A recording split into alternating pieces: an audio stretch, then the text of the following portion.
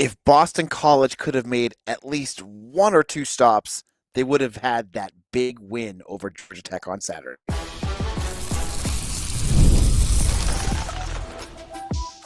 You are Locked On Boston College, your daily podcast on the Boston College Eagles.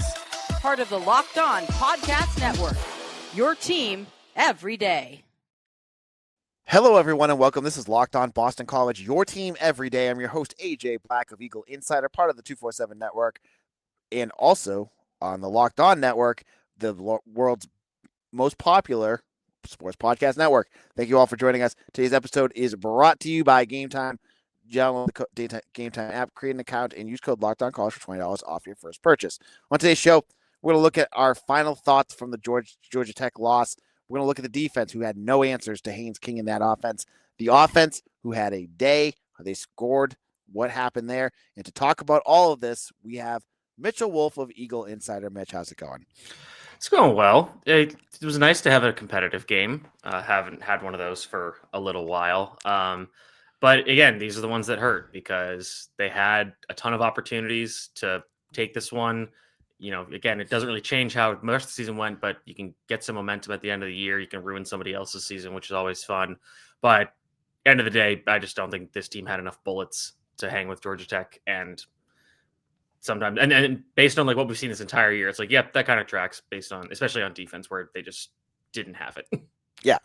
You look back at what happened today and you say, like, if you got a Donovan Azaracker, they would have won that game. But they'd be a bowl team right now if they had Donovan, I would think. Mm-hmm. But let's look at that. Let's look at this game. BC, I think going into this, I didn't have much expectations for this offense. The big problem over the last couple of weeks has been their issues in the red zone. They have really struggled to score points. So what do? They score points. They not only score points, but they're explosive all over the field. Something that Bill O'Brien said that was a real emphasis for them going in. Talking during on Tuesdays and Thursdays press conferences, it actually comes true. Let's talk about that offense. I think it probably starts a lot, as you were texting me earlier, with that offensive line, who played probably one of their better games of the year. Yeah, that was the biggest surprise. And again, like I wasn't huge on Georgia Tech's defensive line, especially from a pass rushing perspective, but this was probably the offensive line's best game of the season. It was fun. I was watching with my friend, and he commented that nobody's getting any pressure on either of these quarterbacks, honestly. And I looked it up, and so there were 78 combined dropbacks, and there were only 10 total pressures allowed by both teams combined. Wow. So neither quarterback was under duress whatsoever. They gave up one sack, but again, in the grand scheme of things, just Lonergan had all day to throw, which that's a huge, that's the starting point. And when you look at the SMU game, you look at the Notre Dame game where the quarterbacks were just under assault the entire game, that's going to affect your offense. And that wasn't the case in this one. Lonergan had all day to throw, found his receivers. They were able to move the ball with relative ease. And then that also helped the ground game. I mean, you saw Turbo Richard have a fantastic game. You saw him create a lot of yards after contact. And watching some of the film back, there were some run plays they had that were just perfectly blocked. Like the crispiest this line has looked. Just everybody's blocking the right person, getting them out of the way. Just perfect execution. And then when that happens, you see these big runs that Turbo was able to convert. And you had a few solid, conversion runs from Jordan McDonald. So that was good to see. And yeah, I mean, the offense was able to have their big explosive plays to flip the field, and some of those converted for scores. And they also were able to get into the red zone and usually turn those possessions into touchdowns. They weren't turning it over. They kicked one field goal. I feel like there was definitely at least one field goal, but it felt like it was just touchdowns. Okay. Yeah. Okay. Wait, no, did they really not kick a field goal this whole game? I could have sworn they did. I guess they didn't. Wow. That's kind of surprising. But the other side of the coin is that there were a few times where they had missed opportunities. You saw it was a drive in the first half where they got stuck. It was actually right after the forced fumble by Bryce Steele recovered. BC gets the ball. They get 9 yards, and then they decide to punt. And I think that I looked some of these up, and that one I think might have been a go for it in terms of the fourth down model that I used, but it was pretty close. So, and with BC having the ball, I think at their own, it would have been their 35-yard line. I understand not wanting to go for it there, even though it is early, so you can come back from it if you don't get it. But especially because BC ran the ball on the down before and couldn't get the yard. So then you don't really feel like your offensive line or your offense has momentum to pick up the extra foot or whatever it was. And there was another, I think it was in the fourth quarter, there was a 4th and 3 that they elected to punt as well. And I looked that up and that one was a toss up. So you could really decide to go for it or punt.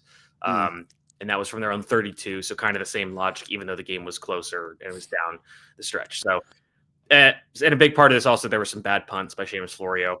There was one late in the game, I think 22 yards. Yeah. And that's just, you can't have that, because then I think Georgia Tech, that might've been where they had the one play touchdown.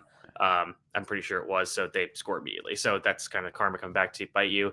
And again, the offense had their fair share of mistakes. You have the play where Kalen Chudzinski lines up on the line of scrimmage when either he or Reed Harris needs to be off. And because Reed Harris is on the line of scrimmage and Kalen Chudzinski is covered up by Harris, making him an ineligible receiver. That's why he can't catch the ball there or touch the ball. So you have that forces a punt, I think, on that drive where you were in the red zone and had a good play. And then another one where you had Kalen Chudzinski kind of drop the 2-point conversion after the last touchdown, which really good throw, great play by the defender to get up and just get a fingertip on the ball. It was tipped because I thought it looked and just a little bit, and I think that kind of like wobbled the ball, and that's how Chudzinski kind of lost focus there. So again, when you lose a game by 2 points, it's like the Michigan State game. It's like there's a bunch of one plays where it's like if this goes differently, maybe the whole result changes. And you know, I look at that though, and like we're playing Monday morning quarterback. Like even if he catches that, King's going to score on that last drive they had anyways. Yeah. So yeah, when I was watching that back, I almost was wondering. I was like, I wonder if there was a thought to let them score this touchdown, because they were able to run the ball and kill the clock so much that BC had no time to really mount an effective try at the end. So you wonder if you let them score with like a minute left, does that give you a better chance to win? But I'm always a little hesitant about that, just because it's hard to make the decision, be like, okay, we're going to let them score. And, you might not even be able to score, and then you look stupid because you let the other team take the lead. So I get that. And again, like the players for the most part played really well. You did have a few drops here and there, which was frustrating, but Lewis Bond had a great day.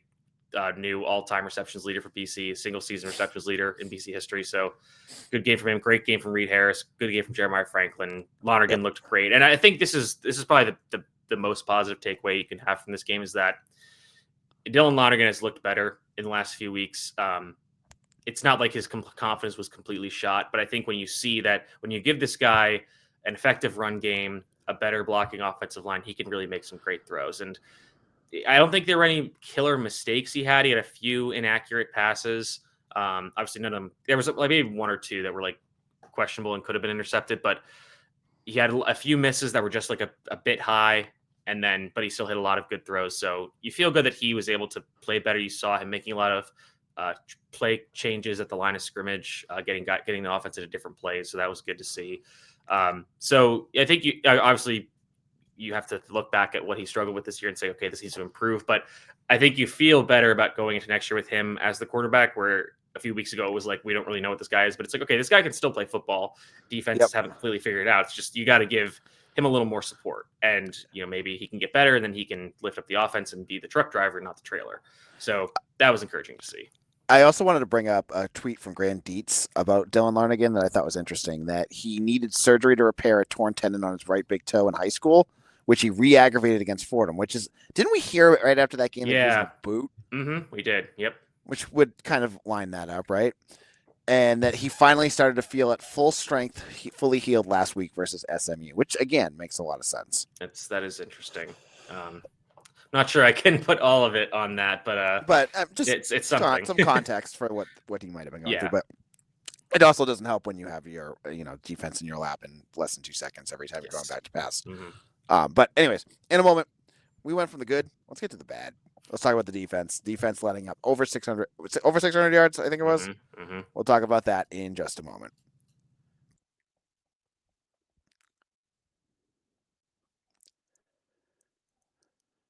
The NBA is back, and there's no better place to get in on the action than FanDuel, the official sports betting partner of the NBA. Even if you missed the start of the game or want to ride the hot hand, FanDuel has live bets on everything from who will score next to fourth quarter comebacks. Plus, you can even combine your live bets into a same game parlay for a shot at a bigger payout. It keeps every game exciting, especially when your team's making that late push. With the Celtics playing kind of mediocre basketball right now, you can get your odds if you feel like they're going to get better or worse over on FanDuel. So right now, FanDuel is giving new customers $300 in bonus bets when your first $5 bet wins. So head to FanDuel.com to sign up and play your game with FanDuel, the official sports betting partner of the NBA.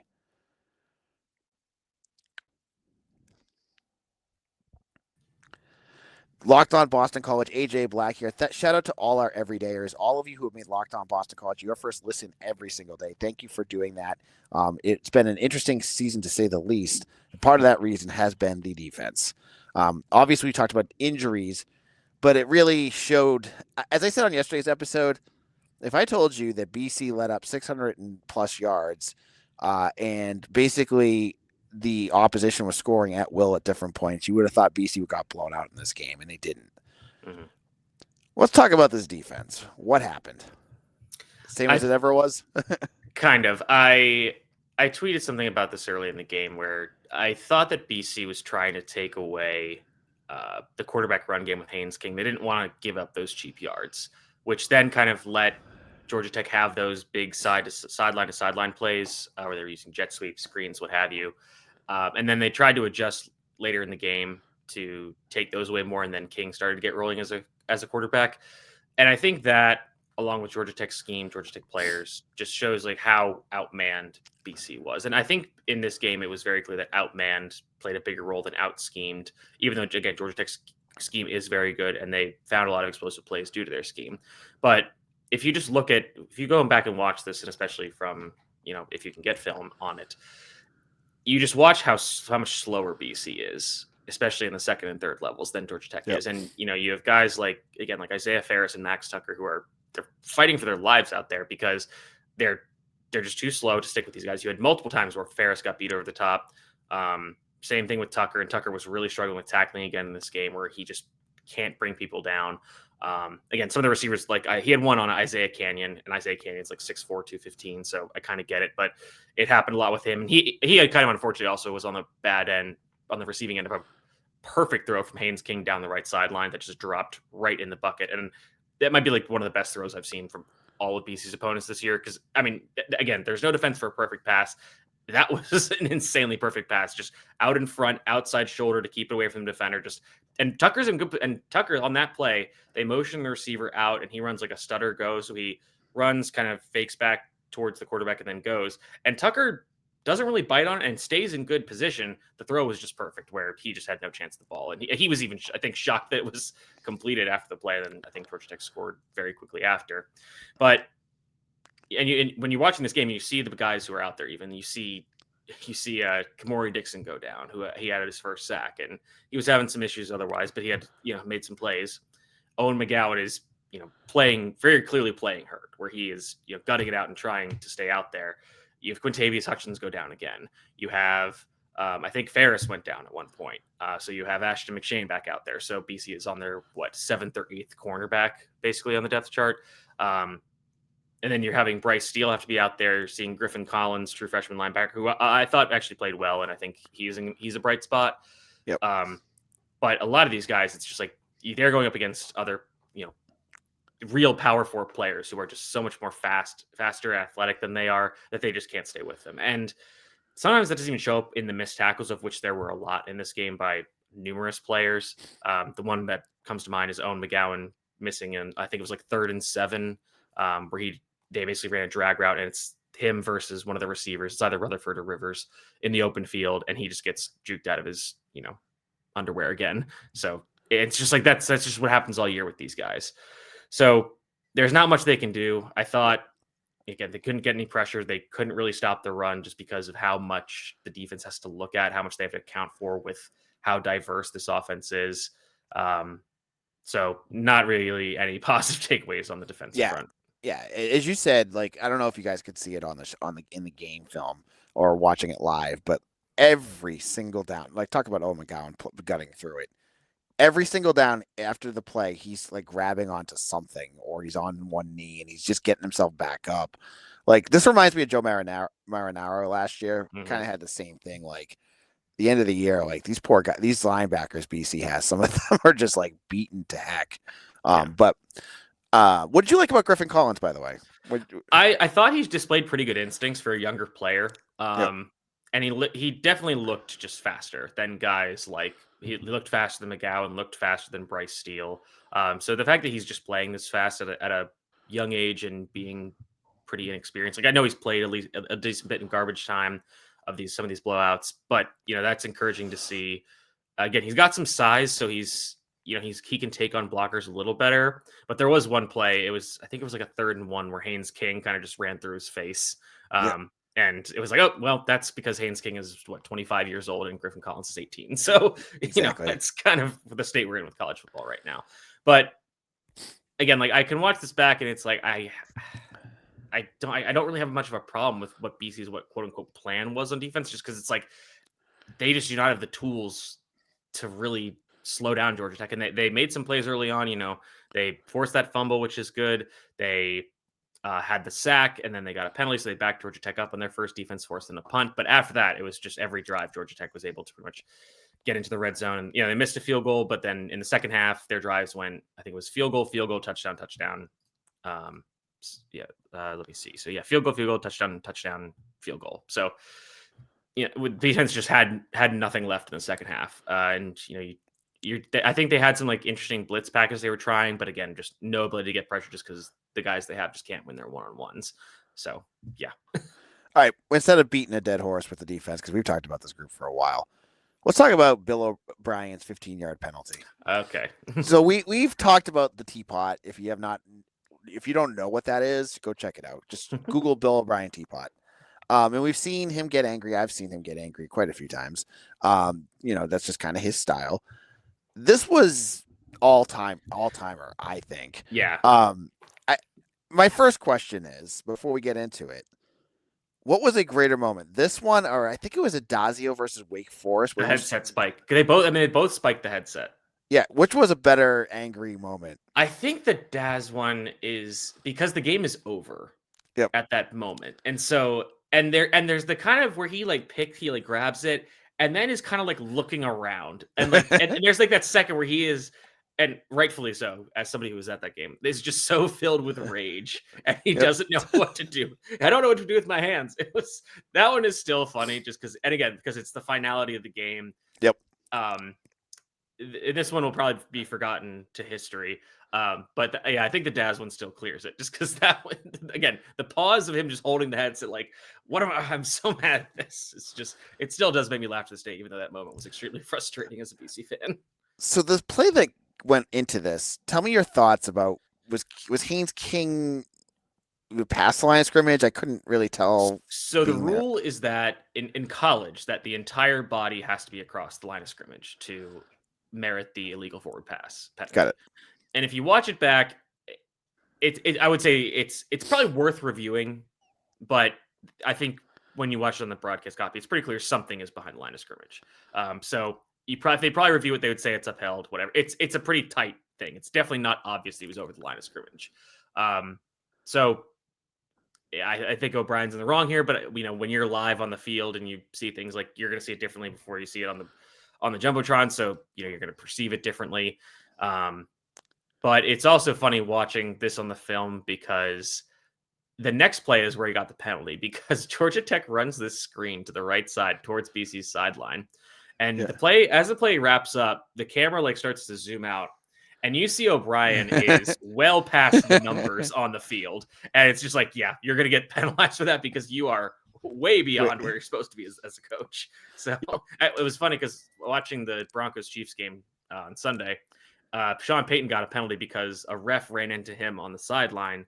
And Payton is in the white area of the sideline. So he can be there.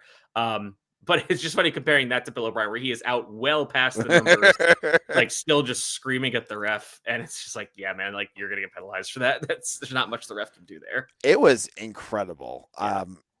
Do you think he was out of control there, or do you think he had the right to be that mad? I think when you're watching it on TV, you're okay, you can probably see it's maybe a penalty, but probably not. And then you're like, okay, that's probably excessive. Again, when you're on the field in the heat of battle, things, the lines get blurred. Yep. I would prefer him not to do that, but I can understand where he's coming from, at least to some extent. Especially, again, teams fighting. This is a close game. They're playing well against a good team, at least on offense. And that's like I think that's on third down. So if that is flagged, that's a loss of down. That's a punt, and that is game changing. So again, these are the margins. Yep. All right. In a moment, Mitch and I are going to give our final thoughts on Saturday's game. We'll be back in just a moment.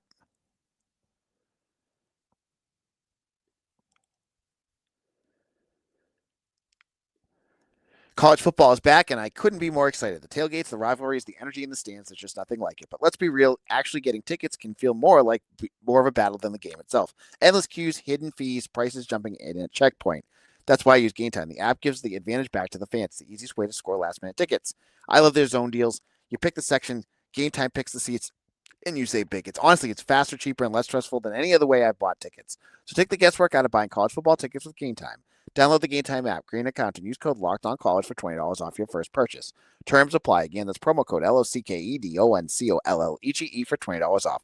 Swipe, tap, ticket, go download Game Time today. Wrapping things up here at Locked On Boston College, AJ Black here. Thank you all who have made Locked On Boston College your first listen. If you are, doing the dishes and you're just need some good BC talk to get you through your day, I'm glad you made Locked On Boston College your first listen. So thank you.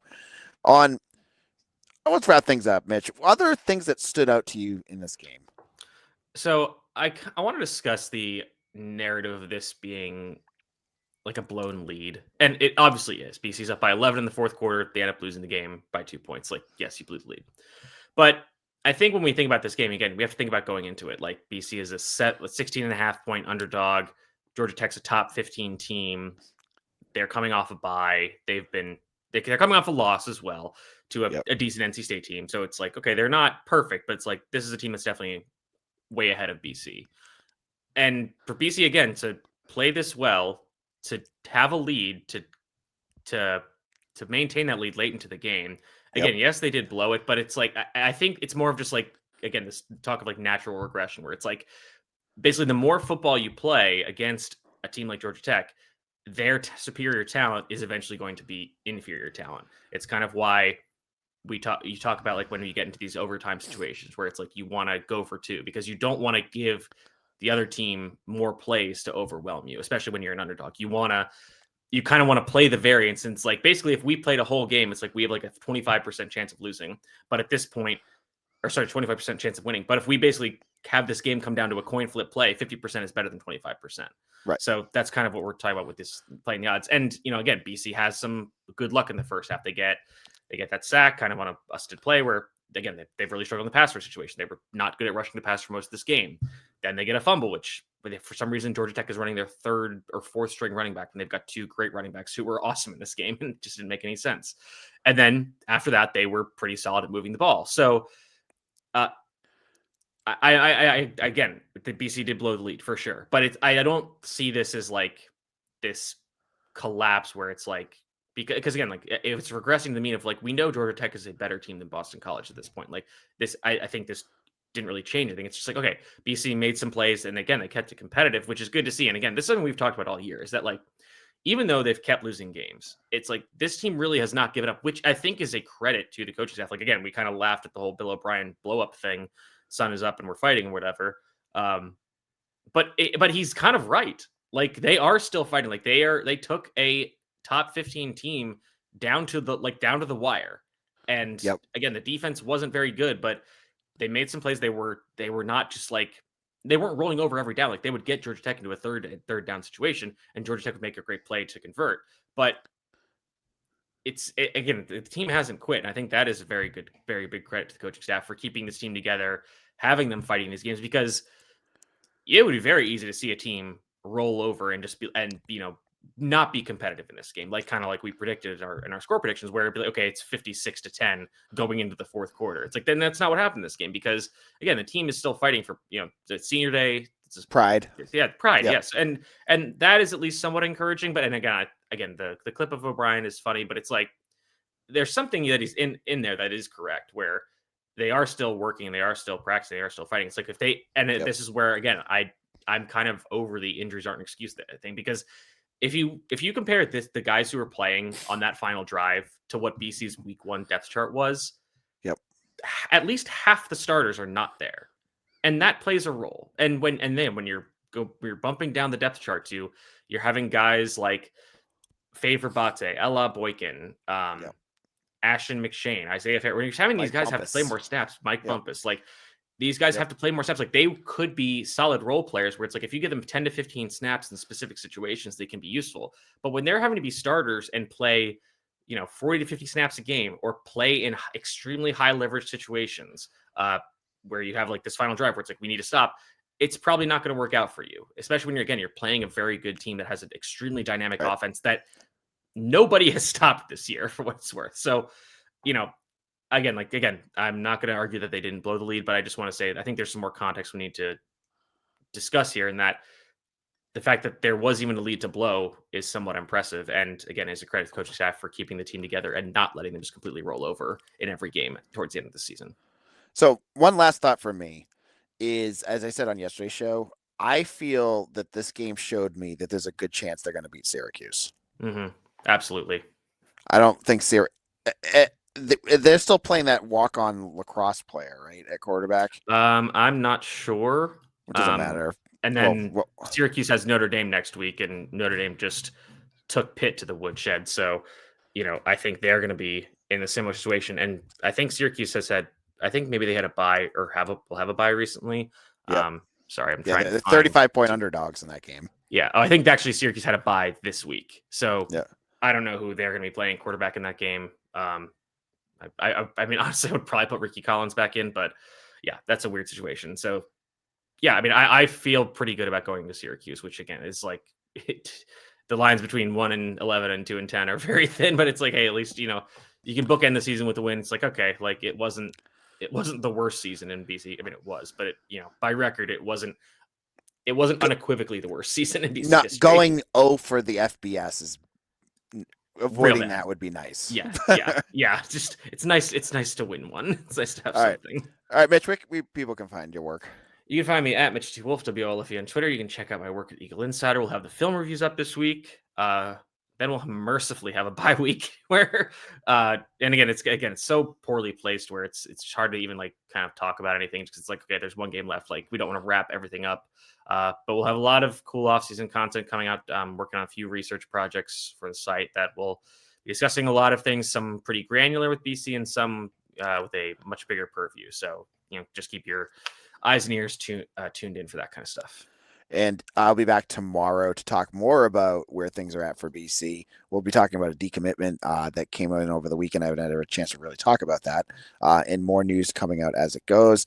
Make sure to follow me on Twitter at AJBlack247. Check me out on Threads, Instagram, Blue Sky, and TikTok. I'm on everything. Just find me. And we'll see you again tomorrow for another episode of Locked On Boston College. Your team every day.